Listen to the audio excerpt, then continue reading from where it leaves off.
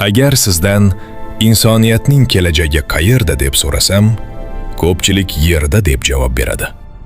Lekin tarixga qarasak, biz hech qachon bir joyda qolmagan turmiz. Afrikadan chiqdik, okeanlarni kesib o'tdik, qit'alarni kashf qildik va endi navbat osmonda bo'lishi mumkin. Tasavvur qiling, bir kuni uyg'onasiz va siz yerda emassiz. Derazadan tashqariga qaraysiz va ko'k osmon o'rniga qizil changni ko'rasiz. Daraxtlar yo'q, qushlar yo'q, faqat sokin va sovuq bir manzara. Bu Mars. Va savol shuki, biz u yerda yashay olamizmi? Mars tasodifiy tanlov emas. U Quyosh tizimidagi yashash ehtimoli eng yuqori sayyoralardan biri. U yerda muz shaklida suv bor. Kun davomiyligi Yerga juda yaqin. Gravitatsiya butunlay yo'q emas. Bu mayda tafsilotlar emas. Aynan shu omillar inson tanasining moslashish ehtimolini oshiradi. Lekin ehtimol degani kafolat degani emas. Mars romantik ko'rinishi mumkin, ammo u yerda atmosfera nafas olish uchun yaroqsiz. Harorat o'rtacha -60 daraja atrofida.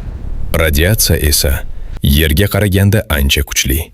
Demak, u yerda yashash tabiat bilan emas, texnologiya bilan yashash degani. Bugun bu orzu ustida jiddiy ishlayotgan tashkilotlar bor.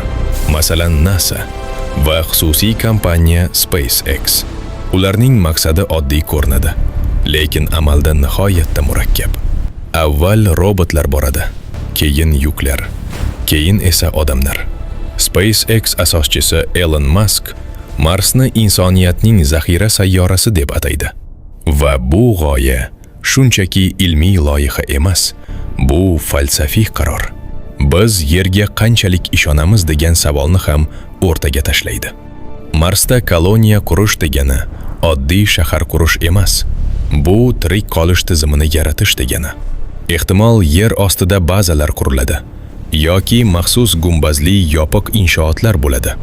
Ichida sun'iy atmosfera, sun'iy bosim va sun'iy issiqlik yaratiladi. Oziq-ovqat yopiq issiqxonalarda yetishtiriladi. Suv muz qatlamlaridan olinadi. Energiya quyosh panellari yoki kichik yadro reaktorlari orqali ishlab chiqariladi.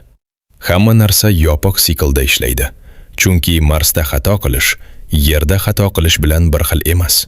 U yerda oddiy nosozlik ham hayot uchun xavf tug'dirishi mumkin.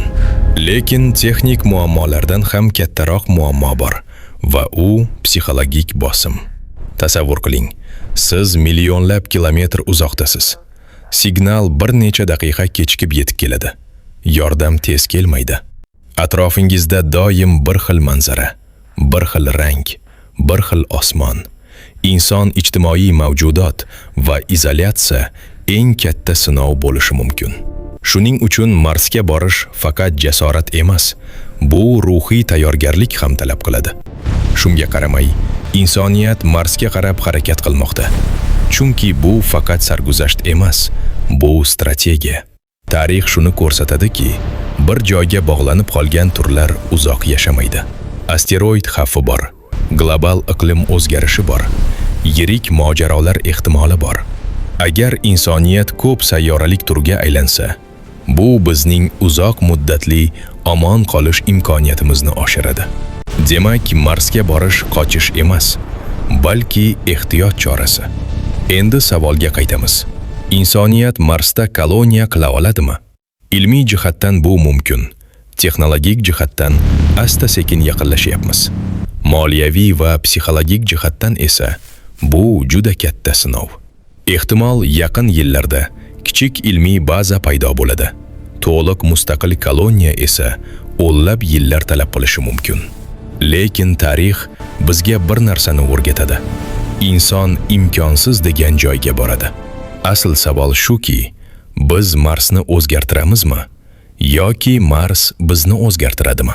Chunki har bir yangi muhit yangi insonni shakllantiradi va ehtimol kelajak bir kuni qizil sayyorada boshlanar. Balki insoniyatning eng katta sakrashi hali oldindadir.